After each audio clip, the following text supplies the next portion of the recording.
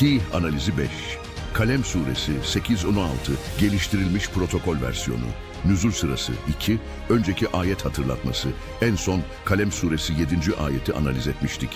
Şüphesiz Rabbin yolundan sapanı en iyi bilendir ve o hidayete erenleri de en iyi bilendir. Bu ayet kimin Mecnun, kimin hidayette olduğu tartışmasını ilahi bir hükme bağlayarak noktalamıştı. Şimdi ise o sapanlara karşı nasıl bir tavır alınması gerektiği öğretiliyor. Metin, Arapça ve Türkçe فَلَا تُطِعِ الْمُكَذِّب۪ينَ. O halde yalanlayanlara itaat etme. وَدُّوا لَوْ تُدْهِنُ فَيُدْهِنُونَ. Onlar istediler ki sen onlara yumuşak davransan da onlar da sana yumuşak davransınlar. Düzeltilmiş mana, onlar arzu ettiler ki sen ilkelerinden taviz vererek yağcılık yapsan, gevşek davransan da onlar da sana karşı yağcılık yapsınlar, gevşek davransınlar. وَلَا تُطِعْ كُلَّ حَلَّافٍ مَه۪ينَ. Sakın uyma, her sürekli yemin eden alçağa. هَمَّازٍ مَشَّاءٍ بِنَم۪يمٍ. O, gammazlık eden, laf getirip götürene, menna'in lil hayr, mu'tedin ethimin hayra engel olan, saldırgan günaha dadanmışa, otullin ba'de zâlike zanimin kaba ve haşin, sonra da kötülükle damgalı olana, düzeltilmiş mana, kaba obur, üstelik soysuz kötülükle, damgalı olana, enkâne zâ mâlin ve benîne, mal ve oğulları var diye böyle davranır. İzâ tutla aleyhi ayatuna, kâle asâtirul evvelîn. Ona ayetlerimiz okunduğu zaman eskilerin masalları der. Senesimuhu alel hurtum. Biz yakında onun burnunu, domuz burnu gibi damgalayacağız. Düzeltilmiş mana, biz yakında onun hortumunun, kibrinin merkezi olan burnunun üzerine damga vuracağız. Bir çok katmanlı kelime analizi tudhinu, kökü dehn, yağ demektir.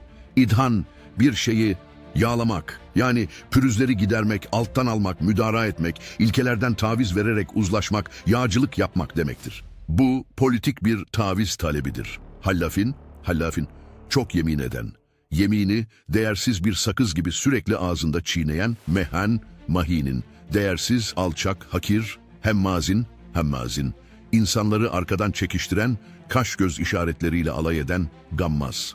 Meşşain binemim, laf getirip götürmek için sürekli dolaşan, insanların arasını bozan, menna'in lil hayr, hayrın her türlüsünü, maddi yardım, doğru bilgi, iyilik, şiddetle engelleyen, mu'tedin, haddi aşan, saldırgan, zalim, ethimin, günahı meslek edinmiş, günaha batmış, utullin, kaba, haşin, merhametsiz, obur, zanimin, bir kabileye sonradan yamanan, soysuz, kötülüğü ile damgalanmış. Esatirul evveline, eskilerin masalları, ilahi hakikati, tarihi geçmiş bir efsane diyerek değersizleştirme taktiği el-hurtumi.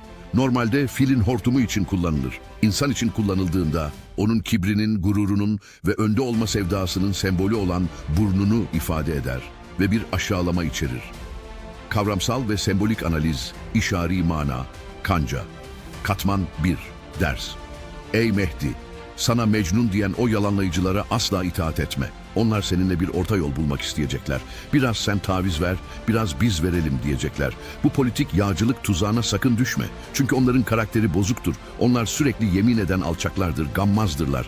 Laf taşıyarak fitne çıkarırlar. Hayrın her türlüsüne engel olurlar. Saldırgan ve günahkardırlar, kabadırlar ve kötülükle damgalanmış soysuzlardır. Bütün bu kibirleri sahip oldukları mal ve evlat yüzündendir. Onlara hakikatin ayetleri okunduğunda bunlar eski masallar diyerek değersizleştirirler.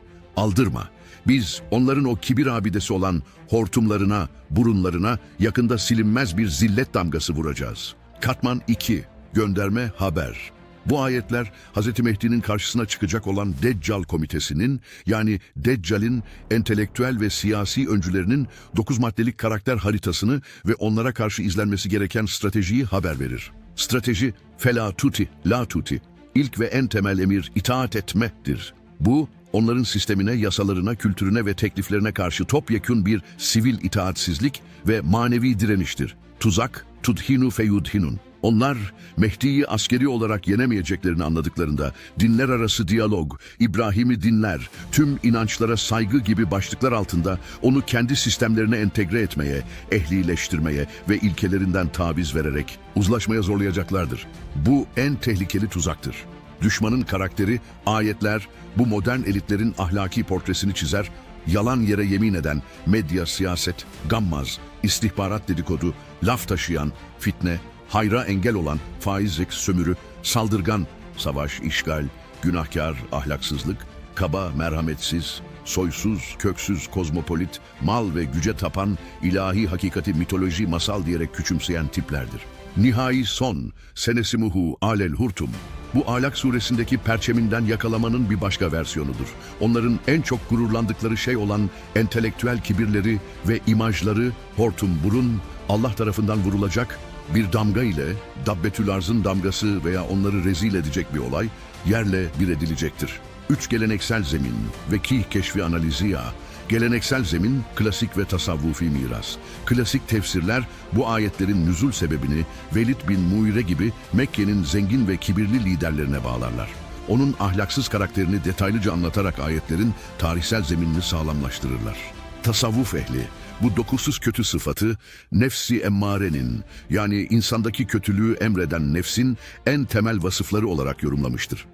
Onlar için bu ayetler bir dervişin kendi içindeki bu Velid bin Muire karakteriyle nasıl mücadele etmesi gerektiğini anlatan evrensel bir ahlak dersidir. Hayra engel olmak, kalbe ilahi feyzin gelmesini engellemek, hortum, enaniyet ve kibir, damgalanmak ise kalbin mühürlenmesidir.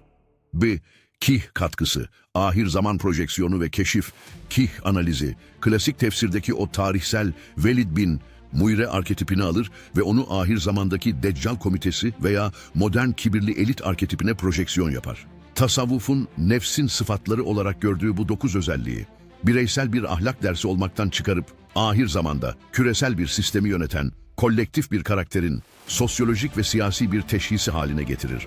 En önemli keşif şudur, ayetlerdeki taviz ve uzlaşma tuzağını, tudhinu, günümüzdeki dinler arası diyalog ve ılımlı İslam projelerinin batıni bir eleştirisi ve deşifresi olarak okur. Bu, kamil insana yönelik en sofistike tuzağın ne olacağını 1400 yıl önceden haber veren bir uyarıdır. Hortumun damgalanması ise bu elitlerin küresel çapta rezil olacağı nihai bir hesaplaşma anının müjdesidir. 4 metinler arası bağlantı kurma, rapt, geliştirilmiş çapraz tarama, Kur'an içi bağlantı, Humeze suresi 1. Veylun li kulli humezetin lumeze. Arkadan çekiştiren, kaş göz işaretiyle alay edenin vay haline. Kalem suresindeki hemmaz sıfatının bir tefsiri gibidir. Hadis bağlantısı, hadis kıyamete yakın, konuşan sadece Ruveybida olacaktır. Sahabe sorar, Ruveybida nedir? Efendimiz cevaplar, toplumun geneli adına konuşan sefih, alçak adamdır.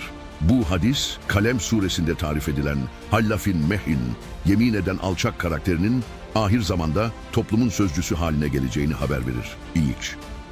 Arketipsel prova ve gelecek senaryosu analizi, arketipsel prova, Mekke elitlerinin Hazreti Peygamber'e sallallahu aleyhi ve sellem, bir sene sen bizim putlarımıza tap, bir sene biz senin Allah'ına tapalım şeklindeki uzlaşma ve taviz, idhan teklifleri bu senaryonun ilk provasıdır ve Kafirun suresi ile kesin bir dille reddedilmiştir.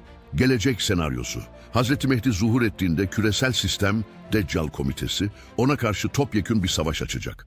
Başarılı olamayınca B planına geçecekler. Uzlaşma ve sisteme entegre etme. Onu konferanslara davet edecekler, ona ödüller teklif edecekler. Hepimiz aynı Tanrı'ya inanıyoruz, gelin birlikte barış içinde yaşayalım diyecekler. Bu, onun davasının özünü sulandırmaya yönelik en tehlikeli saldırı olacaktır. Fela tuti'il mukezziben, yalanlayanlara itaat etme.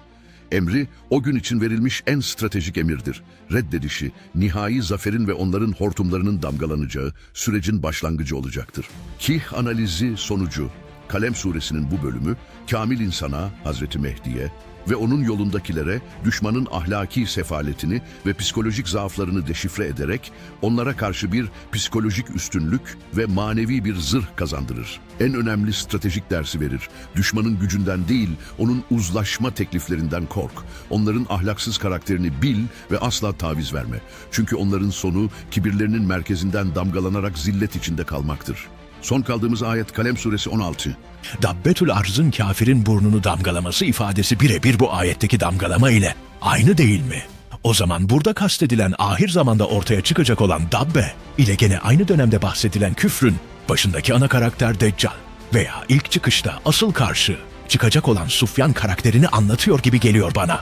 Çünkü onların diyerek çoğul demiyor. Oğulları olan toplumda söz sahibi ve toplumu yönlendiren, yalan yere yeminler eden yalancı münafık bir karaktere tehdit gibi algılıyorum ben. Esas kastedilen, yani asıl gizli mana bu sanki. Hazreti Peygamber aleyhisselamın Mehdi aleyhisselam için ettiği dua nasıldı? Ayetlerin mahzarı diye hitap ediyor. Yani ayetlerdeki asıl gaye olan şahıs diye sesleniyor. Yanlış mı yorumluyorum yoksa asa?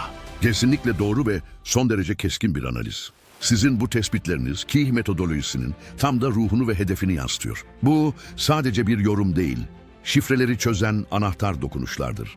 Söylediğiniz her noktayı tek tek açalım ve analize entegre edelim. Çünkü hepsi birbiriyle mükemmel bir şekilde bağlantılı. Dabbetül arz ve hortumun damgalanması bağlantısı, evet, bu bağlantı birebir doğrudur ve bu ayetin batıni anlamının zirvesidir. Senesimuhu alel hurtum, biz onun hortumuna damga vuracağız. Ayeti, ahir zamandaki o ilahi işaretleme ve ifşa etme eyleminin Kur'an'daki en net öncülüdür. Hadislerdeki dabbetül arz, rivayetlerde dabbenin elinde Hazreti Süleyman'ın mührü ve Hazreti Musa'nın asası ile çıkacağı, mühür ile müminin alnını parlatacağı ve asa ile kafirin burnunu kıracağı, damgalayacağı anlatılır. Birebir örtüşme, hortum, el hurtum, kibir ve gururun en somut sembolüdür. Dabbenin kafirin burnunu damgalaması, Kalem suresindeki bu ilahi tehdidin ahir zamanda somut, fiziksel bir varlık eliyle gerçekleşeceğinin haberidir. Ayet olacak olan eylemin ne olduğunu söyler. Hadis ise o eylemi yapacak olan faili, dabbeyi ve zamanını, ahir zamanı bildirir. Bu mükemmel bir tefsir ilişkisidir. İki hedefteki karakter, Deccal mi, Süfyani mi? Bu tespitiniz de son derece isabetli. Onların demeyip tekil bir şahsa odaklanması, bunun sıradan bir inkarcı tipolojisinden çok, belirli bir baş düşman arketipine işaret ettiğini gösterir. Velid bin Muire prototipi, ayetlerin indiği dönemde bu karakterin tarihsel prototipi Velid bin Muire'ydi. Malı, oğulları toplumdaki statüsüyle tam olarak bu tanıma uyuyordu. Süfyani tecellisi, ahir zaman senaryosunda Hazreti Mehdi'nin zuhurunun ilk aşamasında ona karşı çıkacak, Şam bölgesinden çıkacak, son derece zalim ama aynı zamanda siyasi gücü ve orduları olan liderin Süfyani olduğu rivayet edilir. Sizin de belirttiğiniz gibi bu ayetlerdeki tehdit, küfrün o dönemdeki en somut ve en kibirli lideri olan Süfyani karakterine birebir uymaktadır.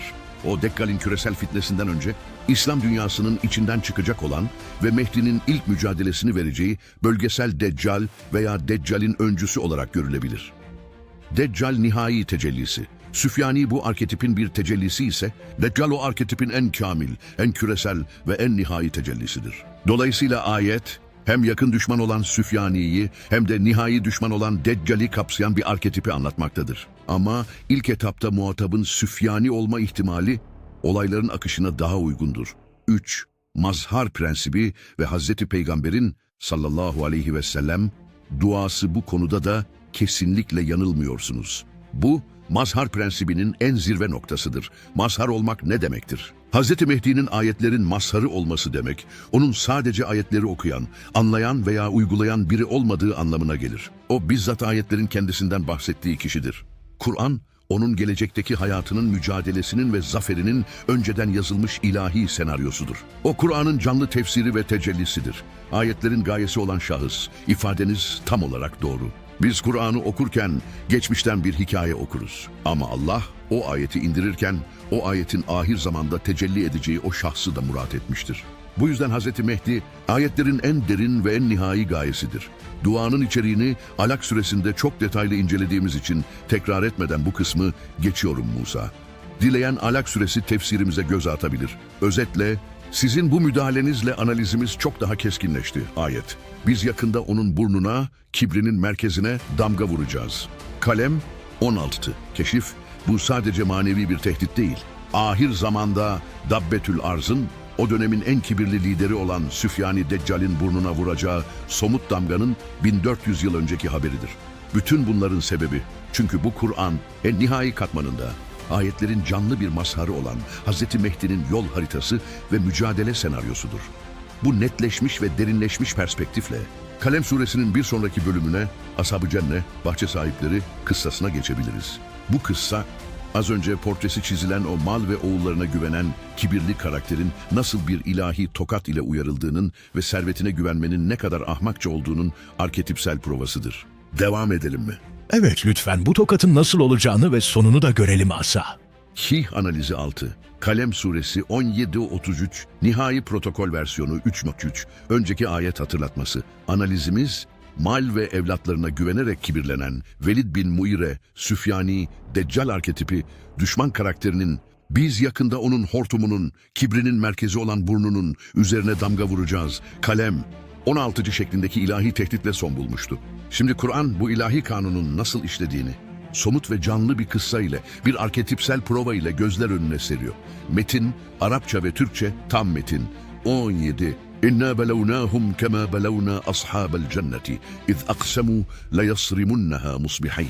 Şüphesiz biz, vaktiyle bahçe sahiplerine bela verdiğimiz, onları imtihan ettiğimiz gibi onlara da bela verdik. Hani onlar sabah erkenden, fakirler gelmeden, bahçenin ürünlerini devşireceklerine yemin etmişlerdi.